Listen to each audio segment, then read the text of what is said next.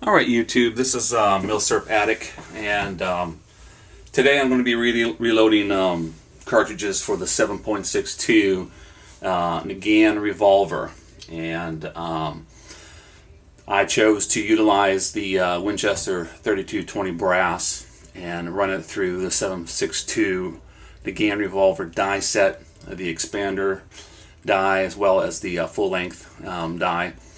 And this has worked very well for me. And I got this information from the Nagant Man, and you can catch his information and videos on YouTube as well.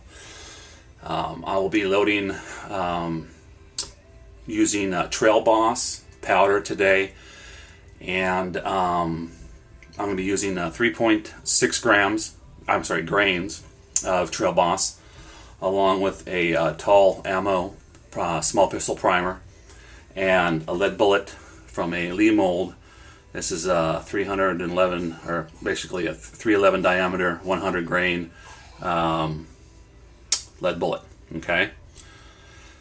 All right. So the first thing I do is, one, I make sure that my brass has not been compromised, either split or cracked or otherwise not made usable. And these 3220 shells, in this cases, are very thin-walled, so I would recommend that you go over them quite often. Actually, every time that you reload these, you should look at them. The first thing I do, obviously, I run it through the full-length expanded full-length sizing die, and I've done that. I now have the proper shaped brass, and I'm going to go ahead and prime a couple of these, and then I'm going to put some powder in them, and then we're going to seat the bullet. And I'm going to go through this probably for about three rounds, so that you guys can see how I do it. I also recommend highly that you don't take my information and utilize it, that you research your own, find out what's best for your revolver, and utilize that information. So this is just for informational purposes only, and to show you how I do it. So the first thing I'm going to do is make sure that I get my primer seated in properly. This is the neck expander die. I bell the neck out a little bit. You don't need to do it a whole lot. These rounds are not that big, and I do it just enough to be able to seat the bullet quite easily in the neck of the case. So go ahead, bring it fully up. Going to go ahead and put a primer in. When you seat these primers, make sure you seat them properly. Wear your eye protection when you do it. Also, you want to make sure that you get that primer below the case.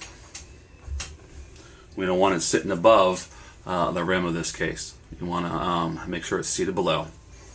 Okay. And once again, we're going to go ahead. I'll do it again. Show you what we have. 3220 Winchester brass that's been reformed. You bring it up. It's going to bell out the neck a little bit. Set your primer. Bring it down. When you seat that primer, make sure you seat it firmly, and you want to make sure you get it below the neck of that end of that case. All right. Okay, we'll do one more. Once again, run it up, bell out that neck, seat your primer, and put it into your shell. And we are seated properly. Okay.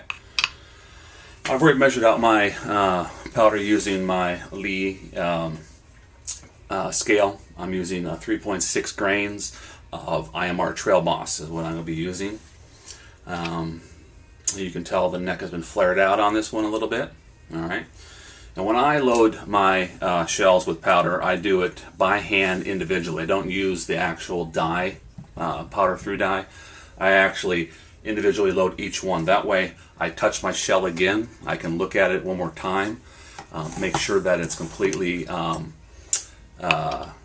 usable, that I didn't miss anything when I inspected it the first time. I may be a little redundant, but I'd rather be safe than sorry. So, alright, I'm going to go ahead and I'm going to put powder in 3 of these, and we'll set these up for placing our bullets in. Alright, so there's 3 of them, powdered up with 3.6 grains of IMR Trail Boss. Next thing we need to do is we need to replace the die with our bullet seating die. All these dies have been preset. You need to make sure you find the depth that's appropriate for your revolver. I will highly recommend that you make sure you get that bullet seated far enough down inside the case that it passes past the throat of the barrel of your revolver. One thing I didn't do when I first started loading these was making sure that the length was short enough that it actually can turn in the cylinder all the way around. So make sure that you do that, and make sure that your bullet is seated at a proper depth. Alright, one thing I do when I also seat my bullets is I always take my primer off, and I also take out my priming piece out of the die. I just don't want to have anything there that may strike the primer as I seat the bullet. Okay, so this one here is loaded with 3.6 grains of Trail Boss. It's been primed, and it has its neck belled out. So we're going to go ahead and load this lead bullet. Sets in there really nice. You bring it up, and you can see how far that bullet sets down inside the neck of this round. That's the length mine has to be in order for that cylinder to turn properly and to not hit the throat of that barrel and be able to chamber the rounds properly. And per my calipers, this round sits at, I believe it's 1.50 inches. That's where mine is at. Okay. One thing I also do is I do put a factory crimp on this round, and I do that not because it's required for accuracy, but because it is a hard round to actually get seated properly. If you take a look at it, that's just going through the normal steel dies of these sets. There's actually little spaces around this bullet, even with the crimp on it. For some reason, I can't get this crimp on this die set to work properly, so I decided I was going to go ahead and purchase the factory crimp, factory die. Okay, and I found that to actually work very well. So there's our third bullet, primed, powdered, and bullet seated. My final stage is I go ahead and I put the factory crimp on it. And like I said, I bought the factory crimp die only because I found the crimp on this particular die set to not work that well. Alright, that's just my what I have found. So I have set this to where I want it to crimp at, and we just do a little light crimp right around the neck, and you can see it crimps right here and puts a nice little crimp on it. And I do that to make sure that that bullet doesn't move around in this case, and to supposedly make it more accurate. That's what they say.